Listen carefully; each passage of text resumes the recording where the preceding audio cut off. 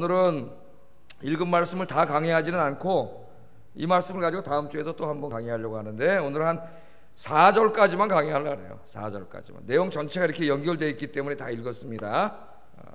그래서 오늘 제목을 이렇게 정해봤습니다. 담대하게 복음을 증거하면 많은 생명을 구원합니다. 많은 생명을 구원할 수 있습니다. 자, 한번 해보겠습니다. 담대하게 복음을 증거하면 많은 생명을 구원할 수 있습니다. 믿습니까? 오늘 이 사도행전 4장의 이 말씀이 우리에게 그것을 보여줘요. 다시 말해 하나님께서 이 말씀을 기록하게 하심으로 오늘 우리가 담대하게 복음을 증거해서 많은 생명을 구원하기를 원하십니다. 여러분, 하나님이 가장 기뻐하시는 일이 뭐예요? 하나님이 가장 마음에 원하시는 일이 뭐예요?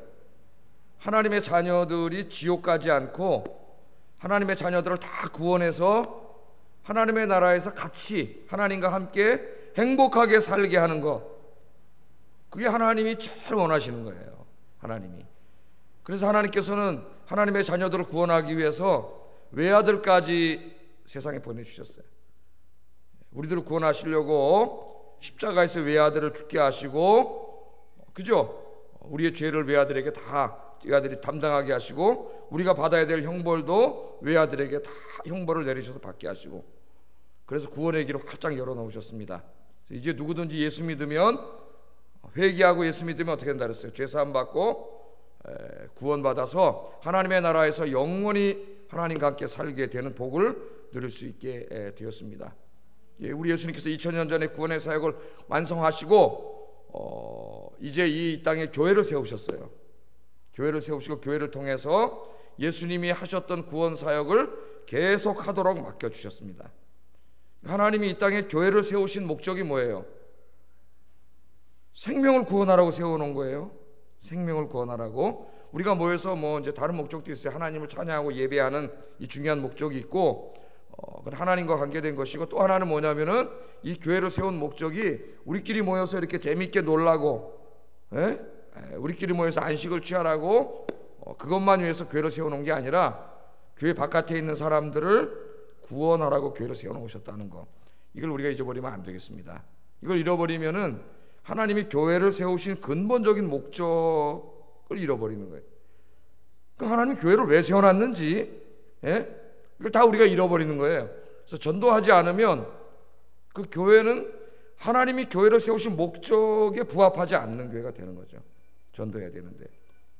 자, 오늘 말씀을 한번 보세요. 3장부터 이 4장 22절까지는 계속되는 말씀이에요. 하나의 사건을 중심으로 이 이야기가 계속 진행되고 있습니다. 그 사건이 뭐예요? 베드로와 요한이 저녁 기도를 드리러 성전으로 올라가다가 성전 미문에서 구걸을 하고 있는 안진뱅이 거지를 만났죠. 그날도 뭐 한 푼 더 얻으려고 이렇게 손을 내밀고 구걸하는데, 그날따라 베드로와 요한의 마음속에 하나님께서 강력하게 역사하셨어요. 그죠? 그래서 금과 은은 내게 없지만 내게 있는 것을 내게 주노니 나사렛 예수의 이름으로 일어나 걸으라. 그랬더니 그 사람이 벌떡, 40년 동안 한 번도 걸어본 적이 없는데 벌떡 일어나서 걷기도 하고 뛰기도 하고 성전에 들어가서 다른 사람들과 함께 하나님을 찬양하고 예배하는 역사가 일어났어요. 하나님은 그런 역사가 일어나기를 원하세요. 영적으로 다 주저앉아 있는 저 안진뱅이들이, 여러분, 우리가 예수의 이름으로 전할 때 그 예수의 이름으로 그들이 벌떡 일어나서, 여러분, 영적으로 벌떡 일어나서 걷기도 하고 뛰기도 하고 이 성전에 와서 하나님을 찬양하고 예배하게 되기를 하나님 원하세요. 우리 교회는 그런 역사가 일어나는 교회가 되어야 됩니다. 자, 이 놀라운 광경을 보고 사람들이 깜짝 놀랐겠죠. 여러분, 얼마나 놀랐겠어요.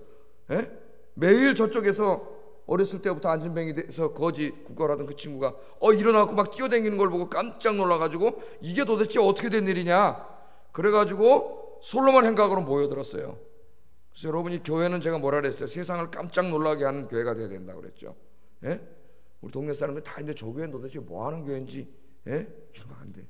교회가 세상을 깜짝 놀라게 하는 교회가 돼야 돼요. 교회 안에 역사가 일어나가지고 솔로몬 행각에 사람들이 다 모여서 이게 도대체 어떻게 된 일이냐, 막 그런 사람들이 모여들지 않았습니까? 그때 베드로와 요한이 그 사람들을 향하여 전도하기 시작합니다. 복음을 전하기 시작해요. 야, 내가 이 앉은 병이 고친 사람입니다. 여러분, 내가 대단한 사람입니다. 내가 손만 얹으면 병이 납니다. 이런 얘기한 게 아니라, 사람들이 그래서 잘못되잖아요. 자기가 무슨 대단한 것처럼 그런 얘기한 게 아니라 누굴 전했어요? 이 사람이 일어난 거, 걸은 것 보고 놀라지 마라. 이거 왜 놀라냐? 내게 한 것처럼 왜 우리를 주목하느냐? 바울이 그러면서 이 사람이 어떻게 해서 일어나서 걷겨야 되고 뛰어야 되었는지 거기에 대해서 설교를 하는데, 예수님의 십자가와 부활의 복음을 증거하기 시작하는 거예요. 예수의 이름으로 이 사람이 일어났다. 그러면서 전도를 하기 시작합니다. 그러면서 뭐라 그랬어요? 여러분들이 십자가에 못 박아 죽인 예수가, 그 사람들이 예수님 십자가에 못 박아 죽인 사람들이잖아요. 십자가에 못 박으라 그랬지 않습니까? 자기들의 구세주를 향하여. 여러분들이 십자가에 못 박아 죽인 예수가 하나님께서 마지막 때에 보내주시기로 성경에 약속하신 메시아요, 구원자입니다. 구원자입니다. 사람들이 성경에 다 안 나오고 일방적으로 베드로가 설교한 걸로 나오지만 마음속으로 물어봤겠죠. 아니, 십자가에서 로마 군인들에 의해서 못 박혀 죽은 예수가 메시아요, 하나님의 아들이라는 증거가 뭐요? 증거가 증거가 뭐요? 그랬겠죠. 사람들이 그렇게 물어봤을 거예요. 베드로가 계속 설교합니다. 예수님이 하나님의 아들, 구원자요, 메시아라는 증거는 그가 죽은 자 가운데서 다시 살아나신 것입니다. 잘 들으세요. 2000년 전에 목수의 아들로 왔던 예수님이 하나님의 아들이라는 것을 어떻게 알아요? 우리가 부활이 아니고는 설명할 수 없어요. 예수님이 다시 살아나셨기 때문에 우리가 안 거예요. 오늘 그 얘기를 하는 거예요. 예수님께서 다시 살아나신 것입니다. 하나님께서 십자가에서 죽은 예수님을 다시 살리셨습니다. 예수님이 죽은 자 가운데서 다시 살아나셨습니다. 우리는 예수님의 부활을 직접 눈으로 목격하고 손으로 그의 몸을 만진 증인들입니다. 우리가 증인들입니다. 지난 시간에 우리가 공부했죠. 설교를 했어요. 그러나 여러분이 예수님을 죽였다고 너무 걱정하지 마십시오. 예수님 죽였는데 어떻게 용서받아요? 베드로가 설교하잖아요. 여러분이 예수님을 죽였다고 너무 걱정하지 마십시오. 여러분이 예수님을 죽였기 때문에 용서받지 못할 것이라고 염려하지 마십시오. 여러분은 죄 용서받고 구원받을 수 있습니다. 하나님의 아들을 죽였는데도 하나님이 용서해 주신다는 거예요. 어떻게 하면은 여러분의 죄를 회개하세요. 회개하세요. 이게 중요해요, 여러분. 여러분의 죄를 회개하세요. 죄 져서 망하지 않습니다. 죄 짓고 회개하지 않기 때문에 망하는 거예요. 회개하지 않기 때문에. 여러분의 죄를 회개하세요. 그리고 하나님께로 돌아오세요. 그러면 죄 사함 받고 구원받을 수 있습니다. 여러분도 예수님처럼 부활할 것이며 하나님의 나라의 축복에 참여하여 하나님과 함께 영원히 살게 됩니다. 이게 베드로 설교한 거잖아요. 이 베드로가 이렇게 담대하게 복음을 증거했습니다. 여러분도 그렇게 전도하세요. 여러분, 제가 설교한 이 내용, 베드로의 설교를 제가 다시 요약해서 설교를 했는데, 이것이 진리임을 믿습니까? 그럼 이야기하세요. 나가서 선포하세요. 담대하게 이야기하세요. 담대하게. 진리잖아요. 베드로의 설교를 듣고 많은 사람들이 회개하고 하나님께로 돌아왔습니다. 오늘 말씀에 보면은 누가는 솔로몬 행각에서 행한 베드로의 전도 설교를 듣고 많은 사람들이 예수를 믿게 되었다고 기록하고 있어요. 남자만 5,000명이 됐다고 이야기하는데 2장 설교 때 3,000명이 돌아왔다 그랬으니까 한 2,000명이 회개한 거예요. 2,000명이 더 거기에 회개하고 돌아. 남자만이니까 20세 이상의 남자만 세니까 거기 아이들하고 여성하고 치면 더 많은 사람들이 하나님 앞에 돌아왔을 거예요. 자, 이렇게 많은 사람들이 회개하고 돌아왔습니다. 놀라운 역사가 일어났어요. 제목이 뭐예요? 우리가 담대하게 십자가와 부활의 복음을 증거하면 많은 생명을 구원할 수 있습니다. 전하지 않기 때문에 못 구하는 거지, 전하면 많은 생명을 구원할 수 있습니다. 그랬어요. 그런데 오늘 본문에 보면 이 베드로의 설교를 듣고 회개하고 하나님께로 돌아온 사람들만 있는 건 아니에요. 또 한 부류의 다른 사람들이 있습니다. 다른 사람들이. 어떤 사람들이 있었어요? 베드로가 예수님이 부활했다고 설교하는 그것을 아주 싫어하는 사람들이 있어요.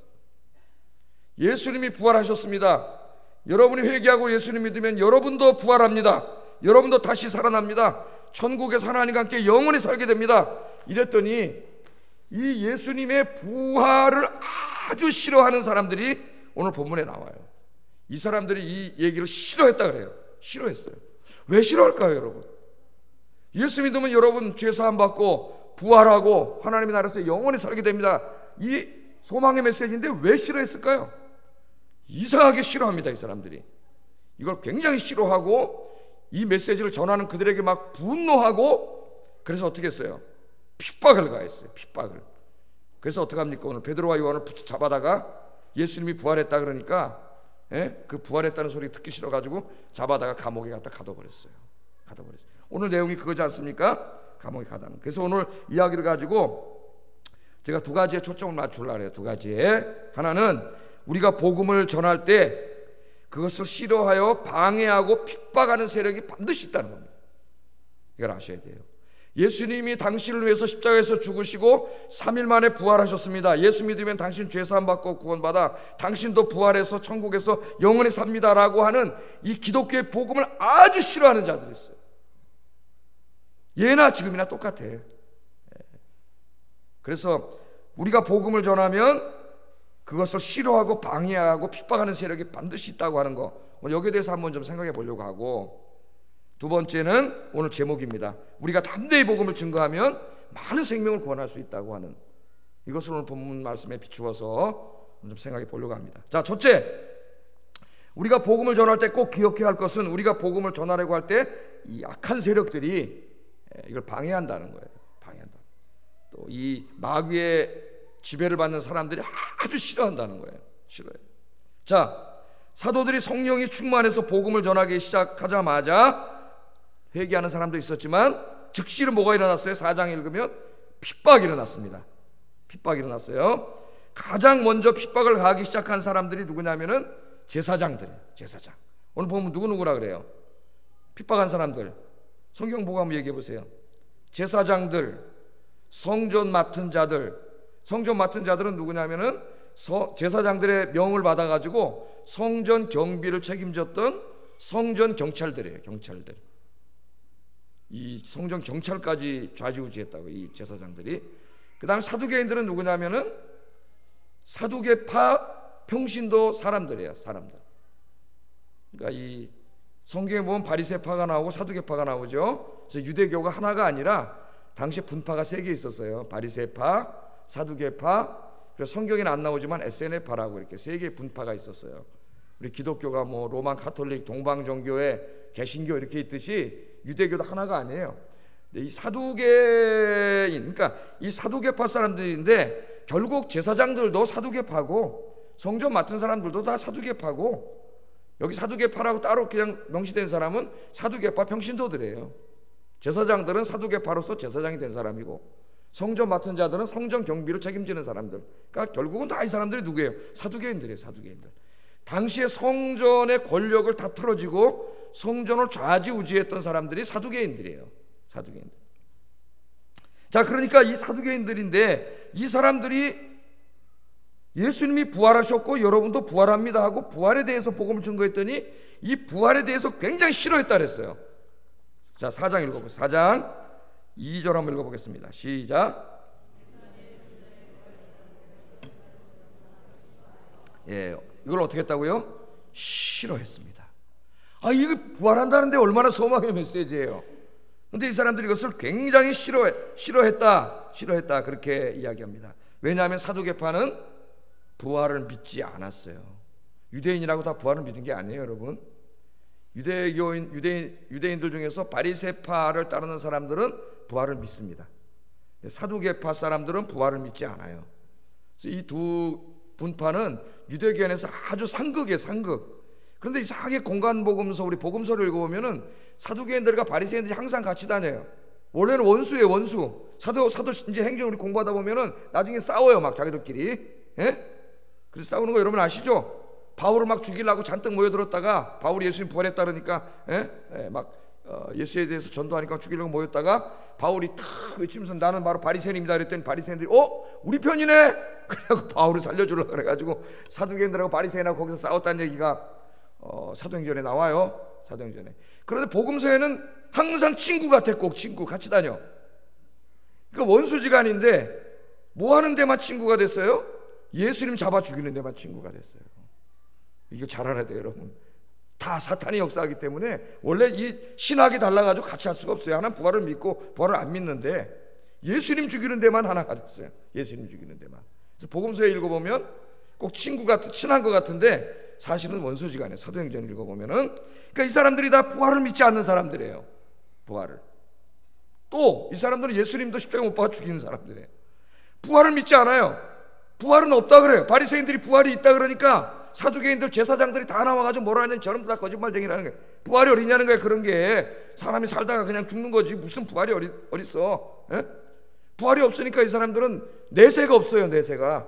사두개인들은. 그러니까 뭐만 있어요? 현세만 있는 거지. 현세만 있으니까 내세에 대해서 신경을 안 쓰기 때문에 로마하고 알랑알랑 거려가지고 로마로부터 성전에 대한 모든 권력을 다 틀어주고 대제사장부터 이 성전 권력과 돈과 이런 거 다 자기들이 다 장악하고 경찰까지 다 자기들이 좌지우지하고 백성들 제사 지내는 거 자기들이 좌지우지하니까 성전을 통해서 어마어마한 권력과 명예와 부와 존경을 다 누리고 있던 이 자들인데, 여러분, 자기들이 십자가 못 박아 죽인 예수가 지금 다시 살아났고 부활했고 그분이 하나님의 아들 구원자라니까, 만일 예수님이 부활했다 그러면은 그분이 하나님의 아들이라면 지금 사두개인들 여기 제사장들은 다 뭐 자기들이 이때까지 가르쳤던 신학과 성경은 거짓말이에요. 거짓말이면 어떻게 되겠어요? 다 쫓겨나겠죠. 다 쫓겨나고 그렇게 되겠죠. 그러니까 그 자기들이 성전을 통해서 지키던 그 명예와 돈과 권력과 이런 것들을 다 틀어주기 위해서 부활했다니까 예수님이 부활의 복음을 깨부시려고 그러고 예수님이 부활했다니까 잡아들라 그런 거예요. 잡아들라. 여러분, 여기서 하나 알 수 있는 게 우리가 복음 전하면 마귀가 이렇게 방해한다는 거예요. 이 사람들 뒤에는 다 누가 있어요? 악한 영이 있어요. 악한 영이. 그래서 부활의 복음을 증거하지 못하게 해요. 증거하지 못하게. 여러분, 전도할 때 마귀가 역사하기 시작합니다. 마귀 역사에. 그러나 염려하지 마세요. 여러분, 기도하고 시작하면은 성령께서 역사하셔서 마귀의 권세를 능히 때려 부실 줄로 믿습니다. 그래서 여러분, 전도 대상자인지 이번 주일 모시고 오셔야 되는데 기도하세요. 기도. 내 힘으로는 못 데려와요. 마귀가 이렇게 방해하기 때문에 무슨 일이 벌어질지 몰라요. 다음 주에. 그러니까 기도하면은 성령께서 역사하셔서 마귀의 방해를 다 때려부숴요. 그래서 내가 전도하는데 방해가 일어나고 무슨 좀 핍박이 일어나고 이런 거 이상하게 생각하지 마세요. 그건 너무나 지극히 당연한 일이다. 그러나 두려워하지도 마세요. 절망하지 마세요. 기도하면 하나님이 도와주실 줄로 믿습니다. 여기서 좀 더 우리가 한번 생각해 봐야 될 게 있어요. 생각해 봐야 될 게. 우리가 예수님이 부활했다고 예수님이 부활의 복음을 전하면은 그것을 지금 이 시대에 이 제사장들과 사두개파만 싫어하는 게 아니라 오늘 우리가 살아가는 21세기에 이 지성인이라고 하는 사람들과 그들이 만들어 놓은 그런 사상과 학문을 따르던 많은 사람들이 굉장히 싫어해요. 굉장히 싫어해요. 우리 1, 2절 다시 한번 읽어보겠습니다. 1, 2절. 지금도 마찬가지이기 때문에 똑같은 일이 벌어져요. 같이 읽어보겠습니다. 시작.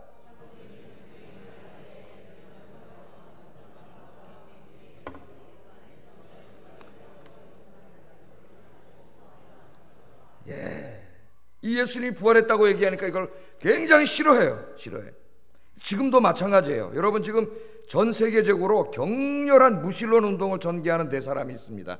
인터넷 블로그까지 만들어가지고 활동을 하고 다량의 저서, 책을 막 학자들이니까 써내서 하나님 존재하지 않고 뭐 예수님이 뭐 동정녀 탄생을 했다든지 뭐 부활을 죽은 가운데서 3일 만에 부활하셨다는 둥, 하나님이 세상을 다 심판하고 뭐 이 땅에 하나님 나라를 세운다는 이런 얘기들을 완전히 무슨 신화나 미신, 아주 미개한 자들이나 하는 이야기인 것처럼 막 이야기하면서 무신론을 주창하는 이런 자들이 있습니다.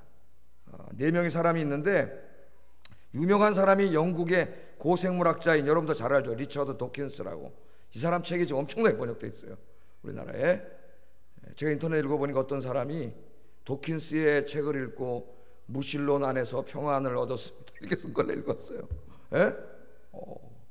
이 사람이, 이 도킨스를 비롯해서 왕성한 저술 활동을 하고 있는 샘 해리스라든가 데니얼 데닛, 그리고 크리스토퍼 허친스, 이들이 왕성한 저술 활동과 인터넷 블로그를 통해 기독교를 공격하고 하나님이 존재하지 않는다고 우리가 전도하는 것보다 100배는 더 열심히 하고 있어요.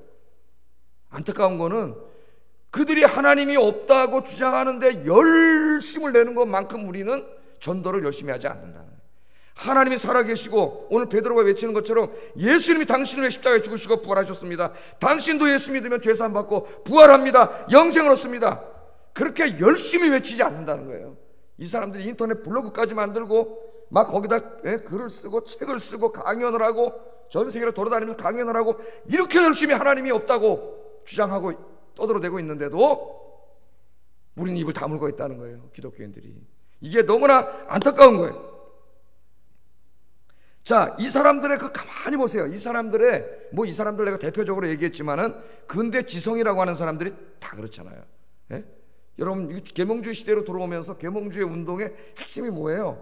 우리 인간이 이성을 가진 인간이 이제 우리 중세의 미신에서 벗어나자는 거예요. 계몽주의 운동이. 중세의 미신이 뭐예요? 아니 무슨 하나님이 계시고 하나님이 천지를 창조하시고 인간의 역사를 지금도 다 이렇게 주관하고 계시고 인생의 생사화복도 다 주관하고 계시다고 우리 중세에 그렇게 배워왔는데, 아니 우리가 이제 이성을 가진 인간이 볼 때 그런 하나님이 어디냐는 거예요. 그런 하나님. 예? 하나님 없다는 거예요. 없다는 거예요. 계몽주의 오면서 많은 철학자들이, 지식인들이, 학자들이 계몽주의란 이름으로 이런 주장을 하기 시작했죠. 하나님은 실제로 존재하는 게 아니고 우리 인간이 살다 보니까 인간의 삶을 위협하는, 생명과 재산을 위협하는 것들이 너무 많아. 홍수가 일어나고 막 그죠?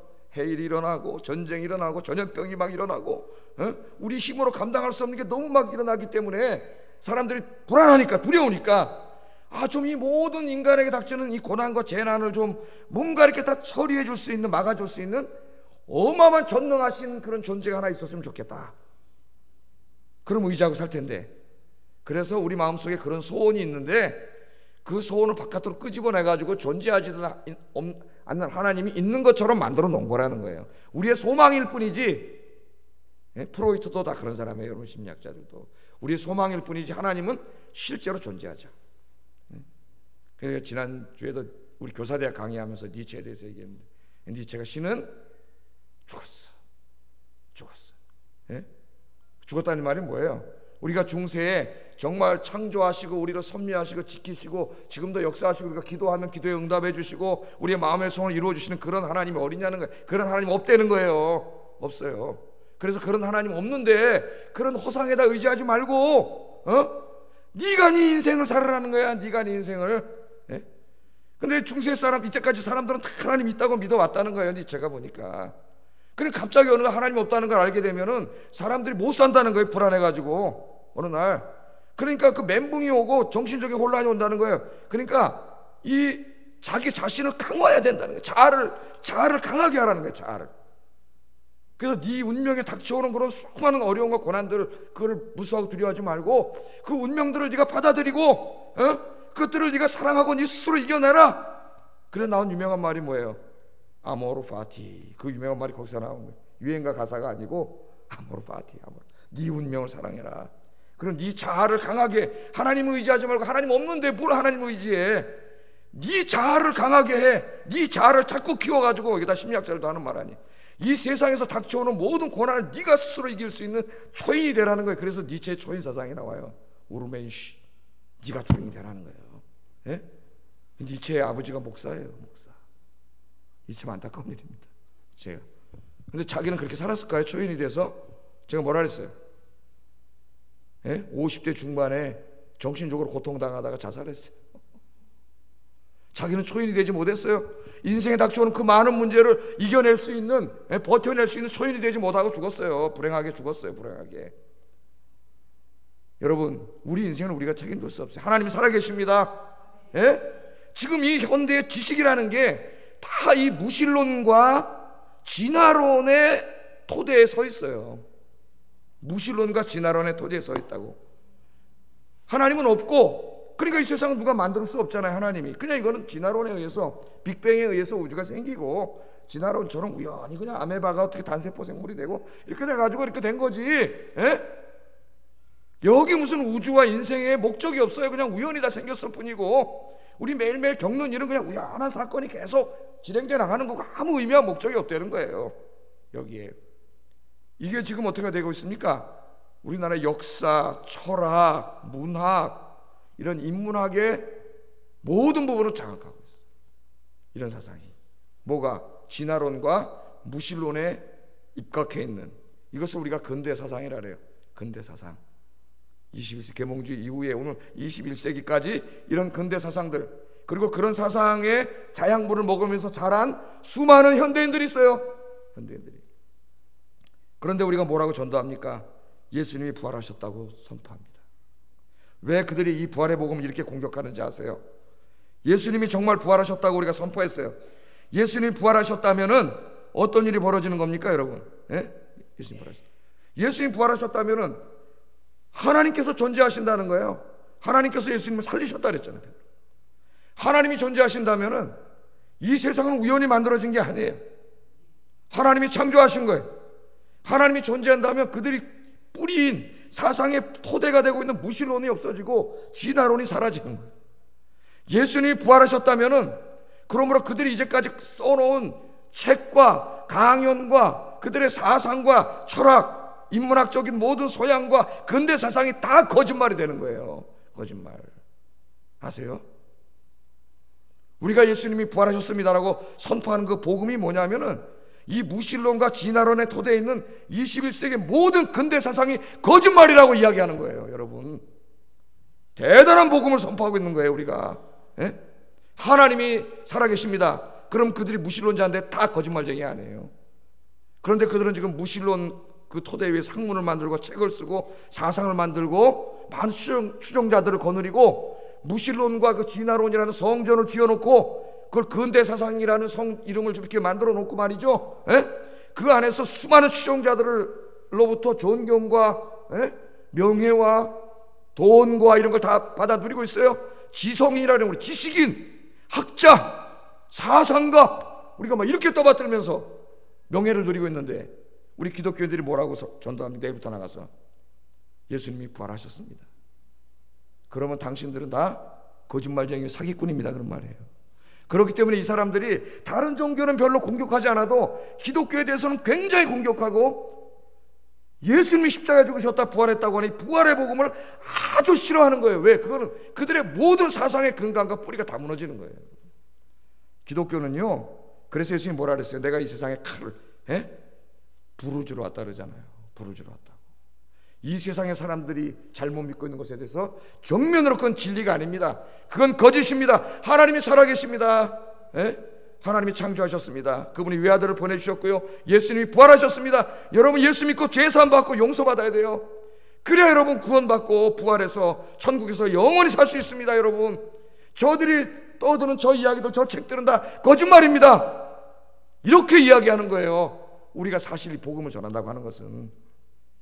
그래서 그들은 굉장히 싫어해요, 기독교 복음을. 그래서 이 사람들이 이렇게 막 이를 갈고 하는 거예요. 이를 갈고 반대하는 거예요. 그냥 자기 혼자 안 믿으면 되는데 왜 이렇게 열심히 할까요?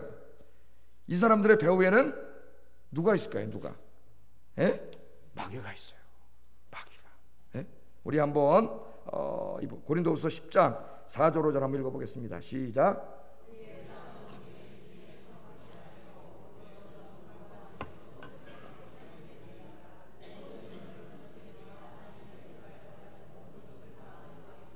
모든 생각을 사로잡아 그리스도에게 복종하게 하나니. 아멘. 이 강력한 무기, 마귀가요, 그 이 학자들이라고 하는 지성인이라고 하는 지식인이라고 하는 이 사람들의 마음속에 견고한 진을 쳐놨어요. 성전을. 사두개인들이 성전을 쳐놓고 부활이 없다고 막 떠들면서 거기서 막 그렇게 살았던 것처럼 이 무신론과 진화론이라고 하는 이 과학이론과 이 무신론은 이 진화론은 과학이론이죠. 이 무신론 철학이론을 갖다가 이 안에다가 견고한 성읍, 견고한 진을 쳐놨어요. 이 견고한 진을 때려붙을 수가 없어요, 우리 인간이. 그런데 오늘 바울이 뭐라 그럽니까? 이 견고한 진을 무너뜨리는 하나님의 강력한 능력이 뭐냐면 바로 복음이에요. 예수님이 당신을 위해서 십자가에 죽으시고 부활하셨다고 하는 이 십자가와 부활의 복음이 그 마음속에 들어가면, 여러분이 선포해서 그 마음속에 들어가면 그 마음속에 있는 이 무신론과 진화론의 견고한 진이 때려 부서지고 그 사람이 예수 앞에 무릎 꿇고 돌아오는 역사가 일어나게 됩니다. 할렐루야. 그 견고한 진을 때려 부수는 강력한 강력, 그게 바로 복음이라는 거 여러분 잊지 마시고 열심히 복음을 전하셔야 돼요. 그래서 로마서 1장 16절에 이렇게 말씀하셨어요. 하나님 읽어보겠습니다. 시작.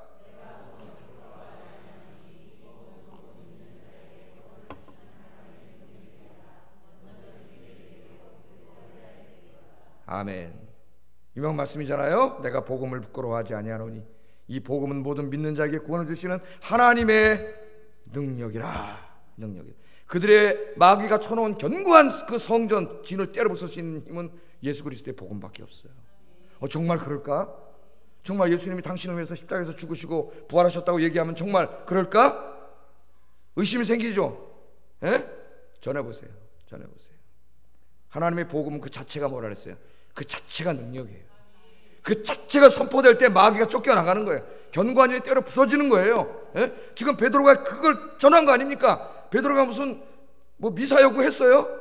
니네들이 십자가에 죽인 예수를 하나님이 다시 살리셨다 그랬잖아요. 니네들이 죽인 예수를, 그들의 죄를 지적하면서 그냥 예수님 죽으시고 부활하셔서 그분이 구원자라고 이야기했는데 5천 명이 지금 예수 믿고 돌아오는 역사가 일어났어요.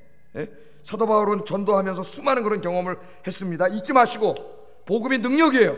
마귀의 견고한 진, 21세기 이 무신론과 진화론의 토대에 있는 21세기 근대 사상을 때려부술 수 있는 하나님의 강력한 힘은 복음이다. 예수님의 십자가와 부활의 복음이다. 잊지 마시고 여러분 만나는 사람마다 그들의 마음속에 마귀가 쳐는 견고한 진이 있잖아요. 무신론과 진화론 때려부수는 여러분 되기를 주의 이름으로 축복합니다. 자, 첫째는 이겁니다. 왜 이렇게 세상이 복음을 안 받아들이고 왜 이렇게 극렬하게 반대하는지 그걸 이상하게 생각하지 말라. 당연히 그렇다. 그러나 복음이 들어갈 때 그것이 깨지는 역사가 일어난다. 복음이 능력이다. 예수가 능력이다. 예수의 이름으로 안진뱅이들을 일으킬 수 있다. 그들이 안진뱅이에요.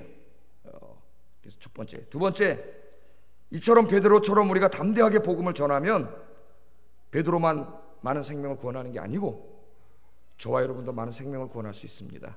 그래서 하나님이 말씀을 오늘 기록해 놓은 거예요. 예? 자, 제사장들이 사도들이 복음을 전하지 못하도록 감옥에다 가둬버리면 더 이상 부활의 복음이 전파되지 못하겠지 이렇게 생각을 하고 가둬버렸잖아요. 그죠? 감옥에다 가뒀어요. 이제 가둬놓고 이제 협박하고 막 공갈 때리고 이제 다음에 또 공부할 거예요. 못 전하게 하려고. 이게 마귀가 하는 짓이에요. 예? 공갈 때리고 막 그러지 않습니까? 그런데 정말 그렇게 됐느냐? 착각이에요. 착각. 자, 보세요. 우리 4절 한번 읽어보겠습니다. 시작.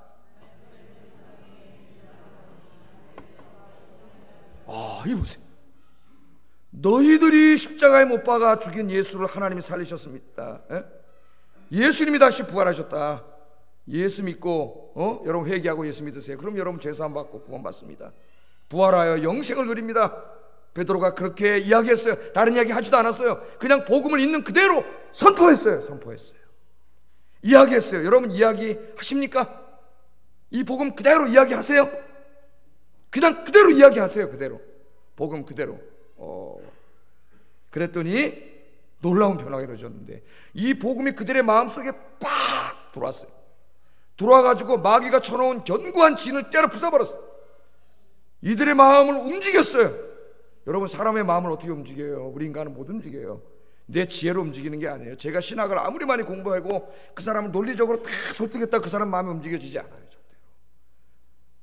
마음을 움직이는 하나님이 하시는 거예요. 복음이 선포될 때 그 복음을 가지고 하나님이 그 사람의 마음속에 있는 사탄의 진을 때려 부수고 그 사람을 움직이는 거예요.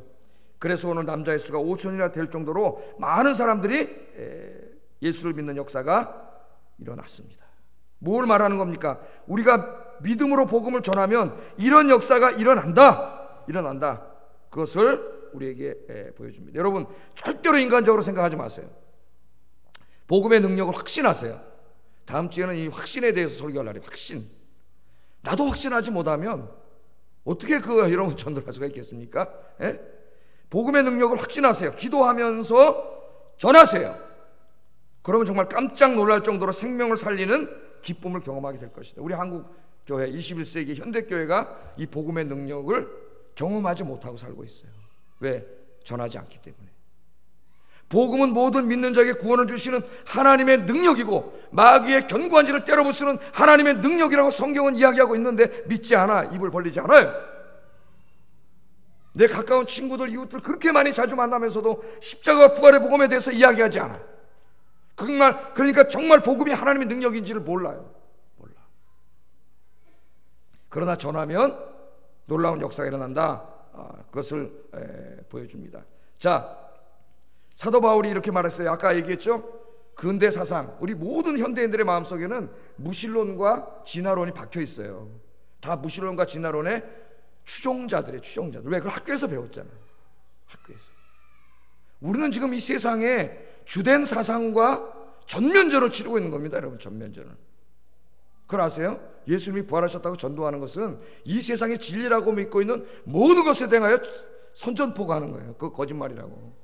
진리가 아니라고. 학교에서 선생들이 가르치는 거 거짓말이라고 이야기하는 거예요, 여러분. 우리가 그래서 싫어하는 거예요. 기독교를 막 개독교라 그러고 막 욕하고 막 이 복음을 싫어하는 거예요, 여러분.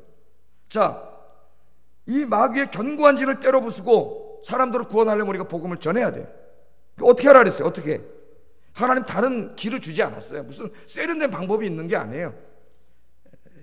고린도전서 1장 21절 우리 한번 읽어보겠습니다. 시작.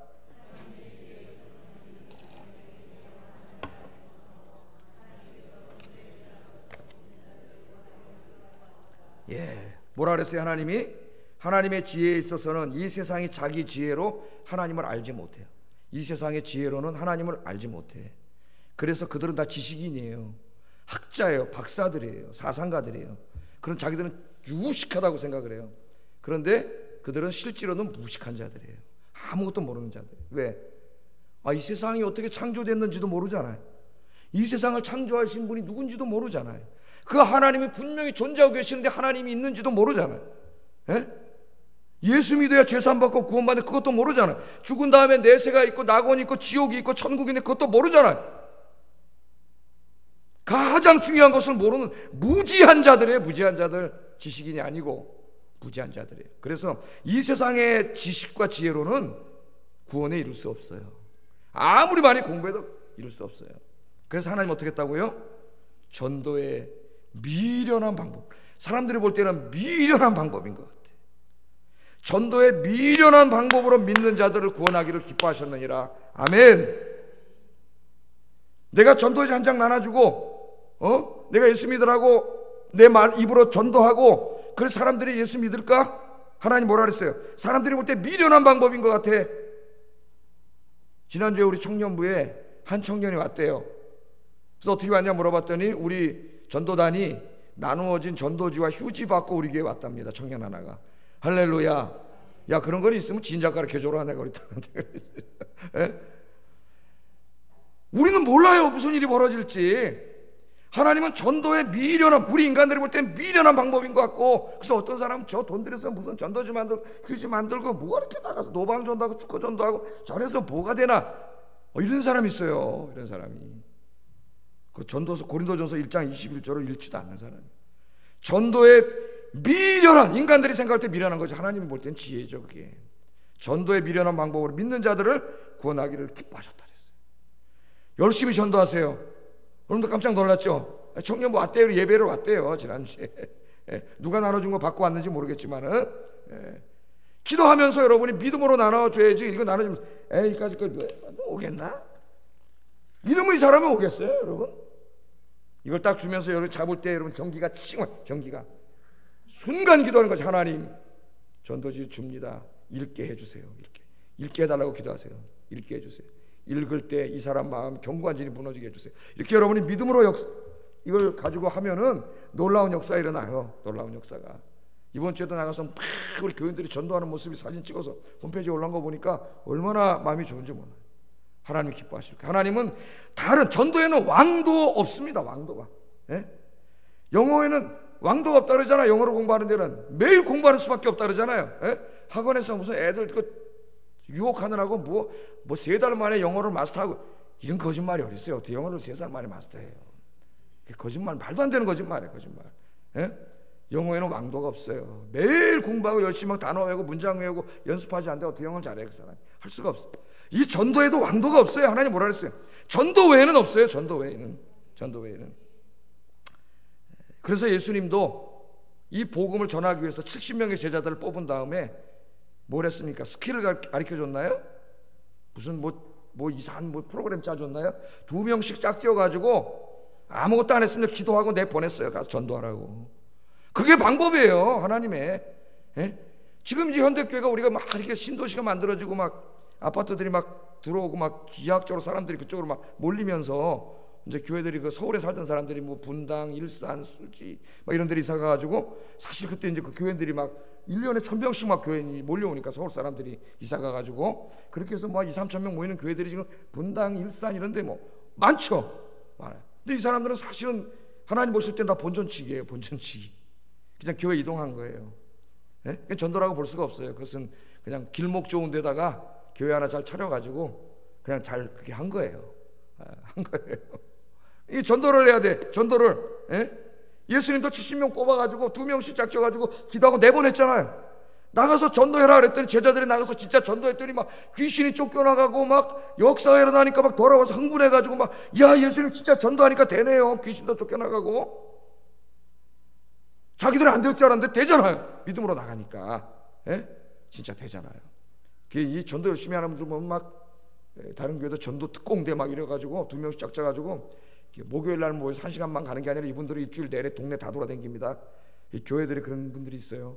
다 다니면서 전도해가지고 매일 돌아다녀요 이분들은.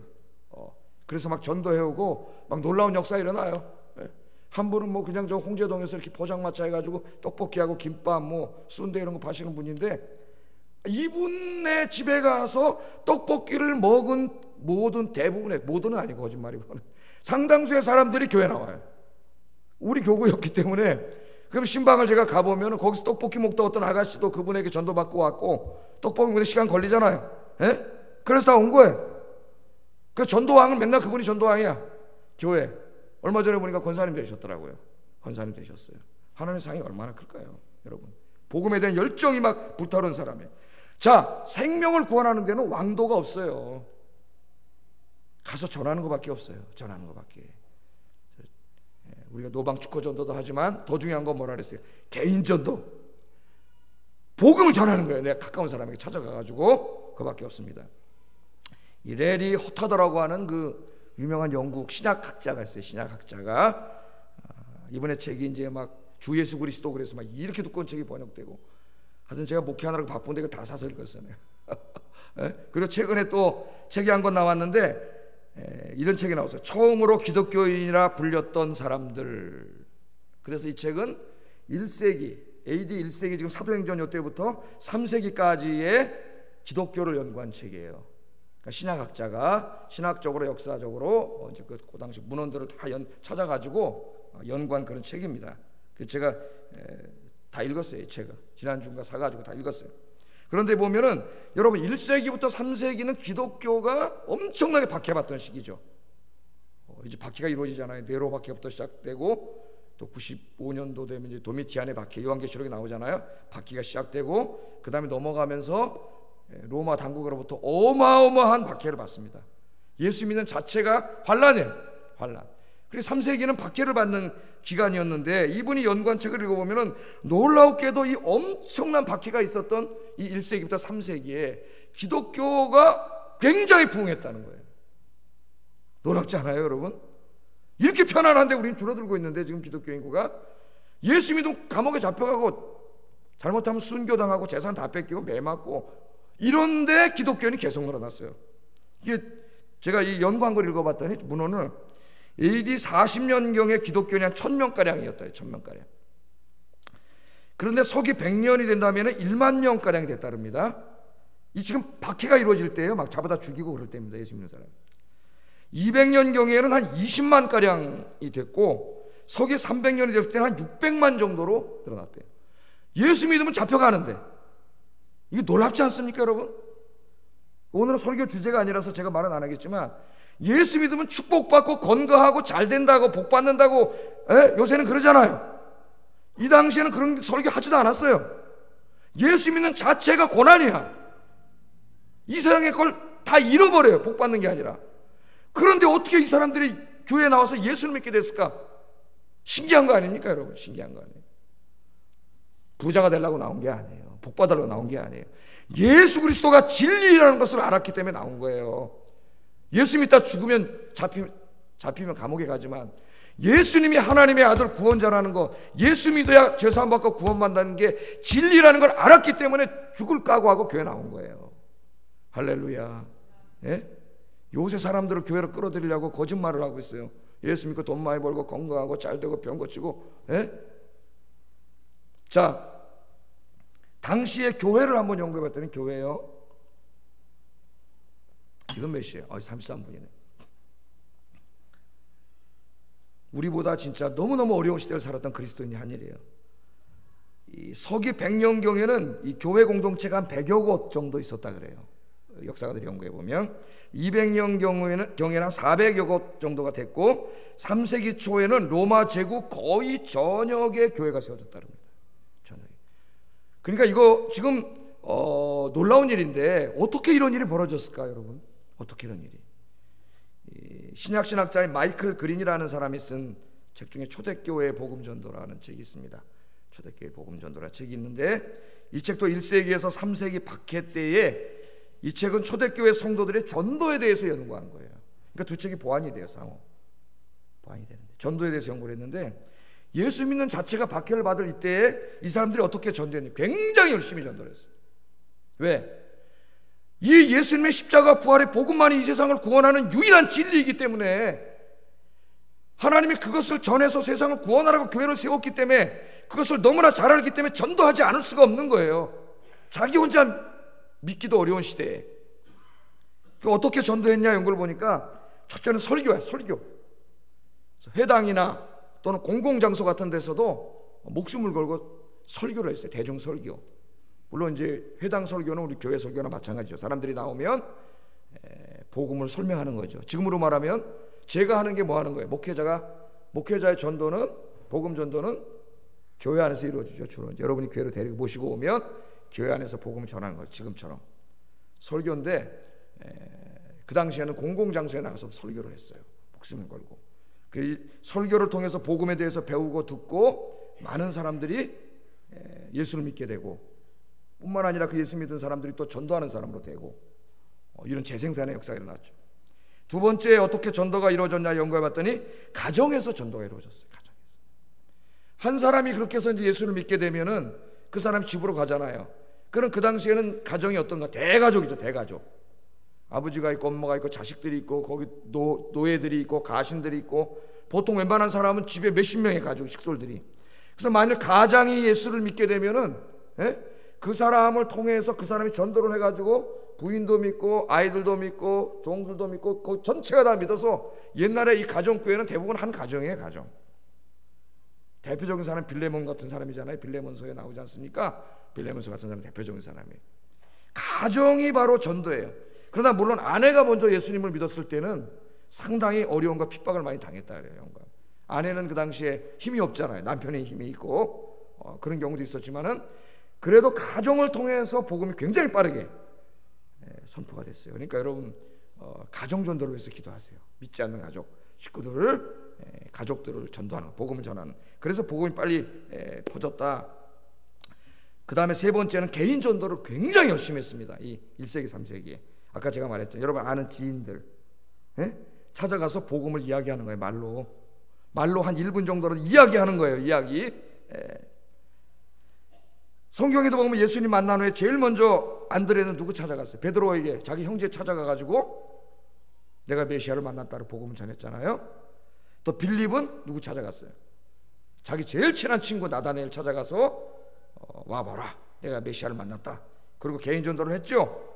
그 2세기의 유능한 변증가, 기독교 변증가요. 그 일을 하다 순교했던 저스틴 혹은 또 유스티누스 이렇게 발음도 하는데 이 사람도 어떻게 예수를 믿게 됐냐면은 한 노인의 개인 전도를 통해서 예수 믿게 됐어요.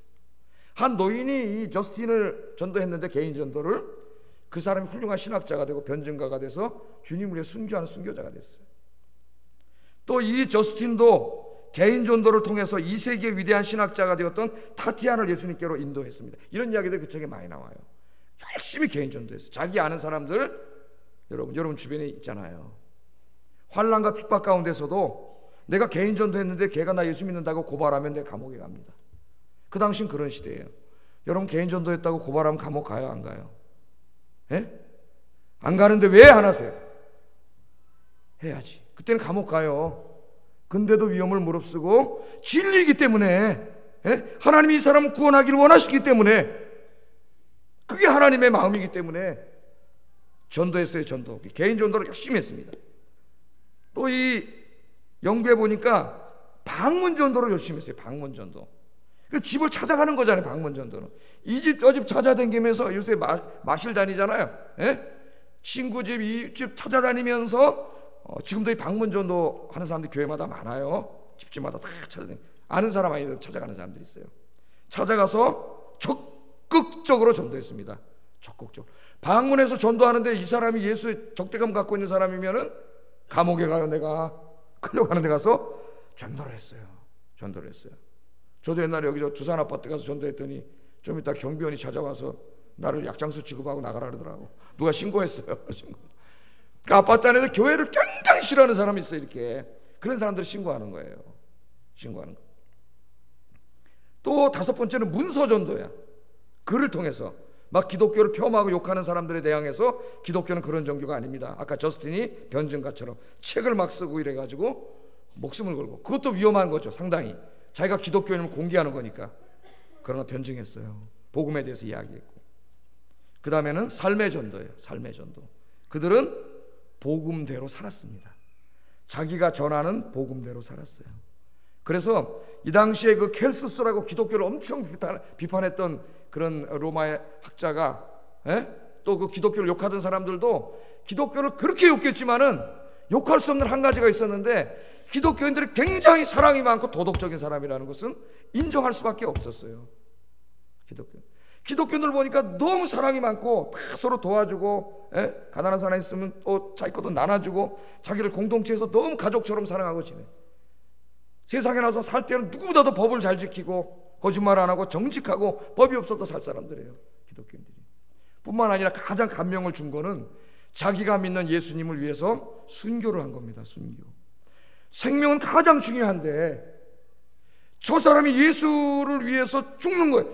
예수를 부인하기만 하면 살려준다 그러는데, 로마 군인이, 통치자 총독들이 살려줄게, 예수만 부인하면 살려줄게 그러는데, 나는 예수님 부인할 수 없습니다. 그리고 죽는 거예요. 그걸 보고 큰 감명을 받았다래요. 예수님이 정말 하나님의 아들 구원자가 아니라면 어떻게 예수를 위해서 죽을 수 있는가. 그래서 순교하는 걸 보고 많이 감명을 받고 예수를 믿게 됐다래요. 그 요한계시록에도 나오지 않습니까, 여러분? 순교자들이 많이 나오죠. 요한계시록에 순교를 통해서 많은 사람들이 하나님께로 돌아오는 역사를 나타나요. 그러니까 자, 1세기에서 3세기는 기독교가 엄청나게 박해를 받던 시기고, 예수 믿는 자체가 환난과 핍박인데 기독교가 엄청나게 부흥했다는 거죠. 왜냐하면 이들이 목숨을 걸고 열심히 전도했기 때문에. 우리는 여러분 얼마나 편합니까? 지금 전도한다고 누가 잡아가잖아요. 끼케야 지하철 아저씨가 나와서 좀 나가라고, 아파트 경비원이 나서 좀 나가라 소리 한번 듣는 거 외에 여러분 뭐가 힘들어요? 하나님께서는 지금도 여러분들을 통해서 이 세상을 구원하기를 원하십니다. 우리 주변에 믿지 않는 많은 사람들을 구원하기를 원하세요. 그게 하나님의 가장 소원이에요. 소원. 왜? 그 사람들이 다 하나님의 형상이에요. 하나님의 자녀이기 때문에. 그 일을 하려고 외아들까지 보내주신 하나님이 오늘 저와 여러분을 이제 보내시기를 원하십니다. 예수님이 그랬죠. 아버지께서 나를 보낸 것처럼 나도 너희를 보내노라. 여러분이 주님의 손과 발이 돼서 복음 들고 세상으로 나가서 예수 그리스도의 십자가의 부활의 복음을 증거함으로 많은 사람을 구원하는 여러분 되기를 주의 이름으로 축복합니다.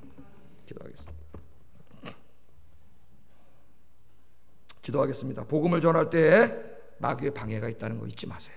그러나 기도하면 마귀는 아무것도 아니다, 헛개비다, 세상은 복음을 싫어한다, 마귀가 그 안에 무신론과 진화론이라는 견고한 진을 쳐놨다 그랬어요. 그러나 복음을 전하면 복음의 능력이 그것을 때려부수고 그 사람을 구원한다 그랬습니다. 내가 십자가의 부활의 복음을 열심히 증거하여 수많은 영혼들을 구원하게 하소서. 그래서 하나님을 기쁘게 하는 성도가 되게 하소서. 기도하겠습니다. 사랑과 은혜가 충만하신 하나님, 감사합니다. 오늘도 귀한 말씀을 통하여 우리에게 깨닫게 해주시고 우리가 담대하게 복음을 증거하면 베드로만 3,000명 5,000명 회개시킬 수 있는 것이 아니라 우리가 담대히 복음을 증거하면 우리가 몇천 명을 변화시키지 못하겠지만 내 주변에 있는 내 가족들, 내 친구들, 내 이웃들, 내 동네 사람들, 우리 교회 앞을 지나가는 사람들 한 사람 한 사람의 생명을 구원할 수 있다는 이 확신과 이 믿음을 가지고 열심히 전도하는 저희 아영교회 성도들 되도록 주님께서 인도해 주시옵소서. 아버지, 저들이 십자가와 부활의 복음을 들고 이 세상에 나가서 예수님께서 당신을 위해 죽으셨습니다. 그리고 3일 만에 부활하셨습니다. 예수 믿으면 죄사함 받고 구원받습니다. 부활하여 영생을 얻습니다. 천국에 가서 행복하게 삽니다. 담대하게 복음을 증거하여 많은 생명을 구원하는 저희들이 되게 하여 주시옵소서. 예수님 이름으로 기도드립니다. 아멘.